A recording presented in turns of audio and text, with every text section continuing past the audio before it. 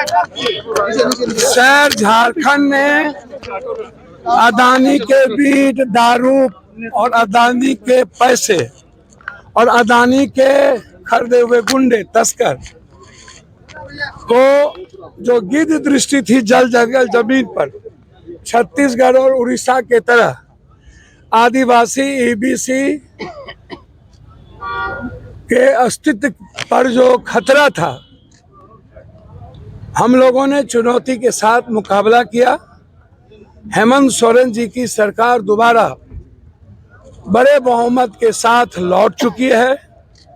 जिस तरीके से हेमंत जी को मरवाने का प्रयास किया गया था और राहुल गांधी जी को लगातार अपमानित करने का प्रयास झारखंड में, महाराष्ट्र में, राहुल गांधी, हेमंत सोरेन, कल्पना सोरेन हमेशा हम 450 में गैस सिलेंडर देंगे, 3,500 रुपया पर महिलाओं को बिना किसी जात पात के, 200 यूनिट बिजली, सारे बिजली फ्री, मैया योजना। और ये लोग रोहिंग्या की बात करते थे। दुनिया में मात्र 17 लाख रोहिंग्या है वर्ल्ड में। 11 साल से ये प्रधानमंत्री हैं, तो इनको बताना चाहिए रोहिंग्या के बारे में कि कितने रोहिंग्या आए। तो ये कमी किसकी है? गृह मंत्री जी की। आप 23 साल वहां रहे, हेमंत जी के पहले आप 5 साल वहां सरकार में रहे, तो आप उस वक्त आपको रोहिंग्या नजर नहीं आया? 5 मुख्यमंत्री एक तरफ, 5 मुख्यमंत्री। तो हमारे नेता राहुल गांधी हमेशा बात किए हैं कंप्लीट रूप से गरीबों के और आम आदमी को हम क्या देंगे। 2 लाख रुपया किसान का ऋण माफ कर दिए, बिजली बिल माफ कर दिए, और मैया योजना जिस तरीके से कल्पना सोरेन और हेमंत सोरेन जी ने मिल करके घर घर तक पहुंचाया, तो आज क्रांतिकारी जीत हुई है।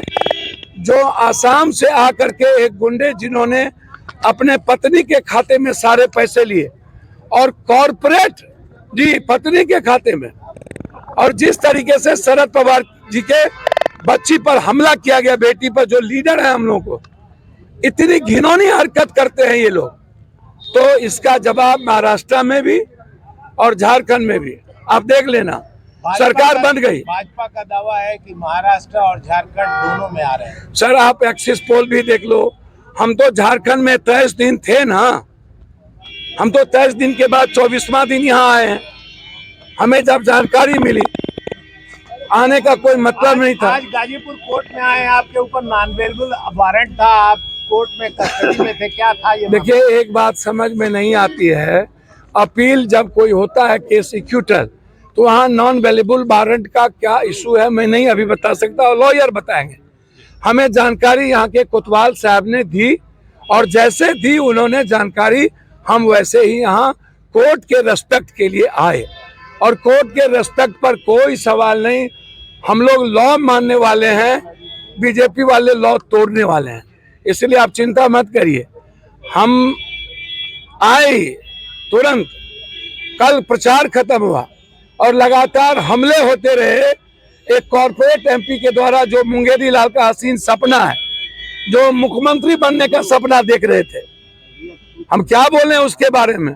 वो हमेशा गाली गलौज करते हैं। भाजपा में कहावत है, बड़े मियाँ तो बड़े मियाँ, छोटे मियाँ सुभान अल्लाह। भैया हमारे, आप चिंता मत करिए, 23 तारीख को 10 बजे तक आपको जनता का फैसला सामने होगा।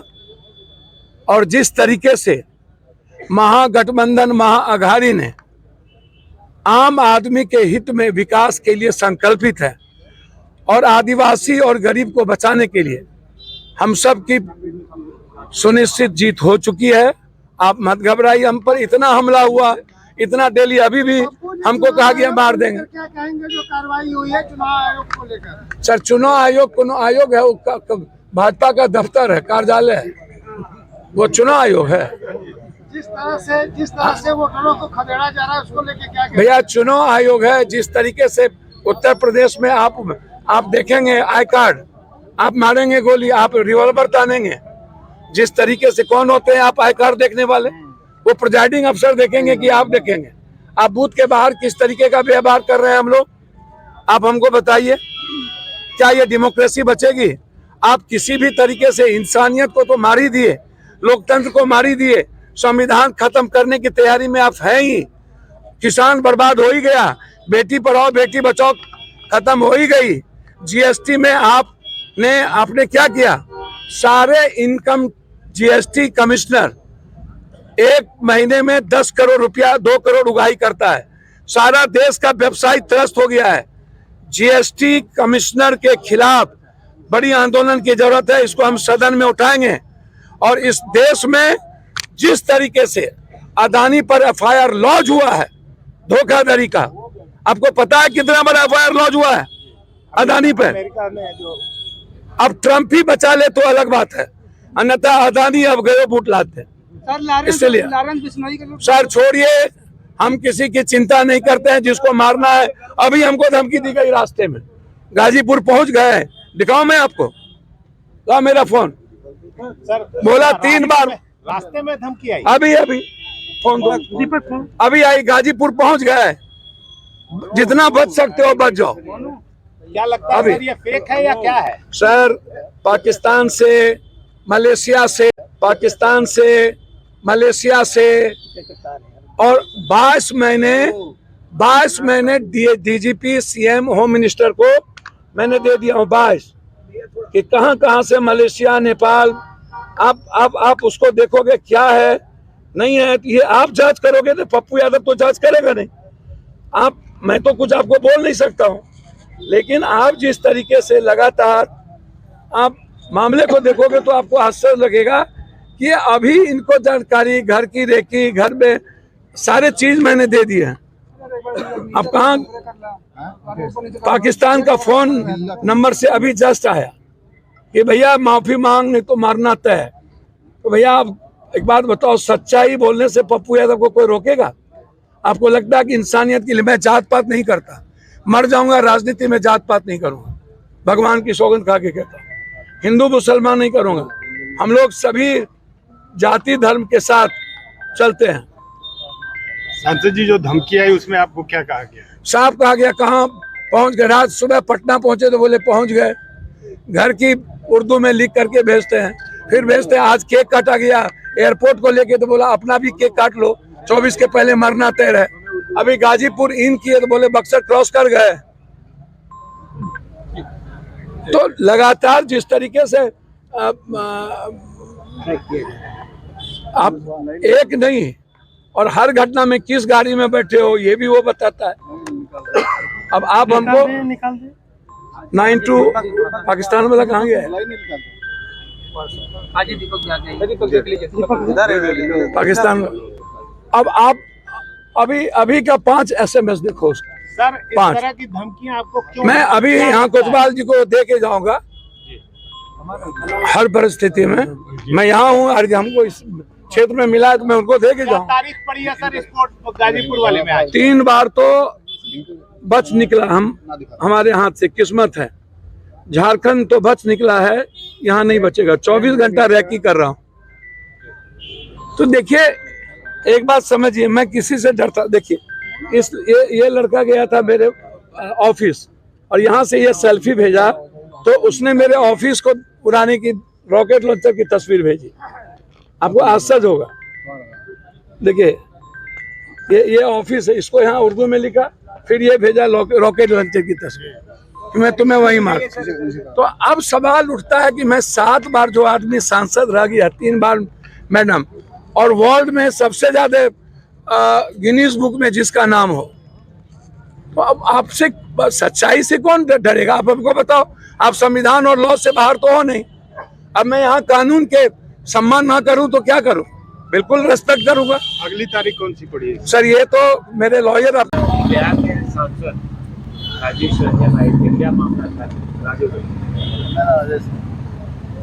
दिनांक 8/11/93 को उत्तर प्रदेश में उसमें विधानसभा चुनाव चल रहे थे।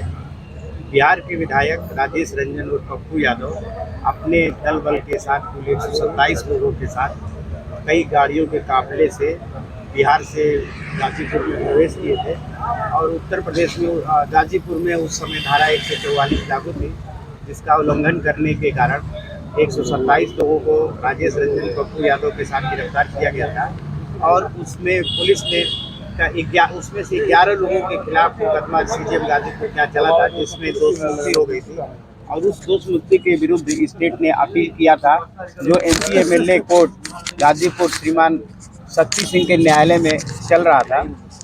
और विगत तिथियों पर जब बहस की तिथि नियत थी तो पप्पू यादव की ओर से कोई गवाह बहस के लिए उपस्थित नहीं हुआ, तो माननीय न्यायालय ने सारे 11 लोगों के खिलाफ एनबीडब्ल्यू जारी कर दिया था।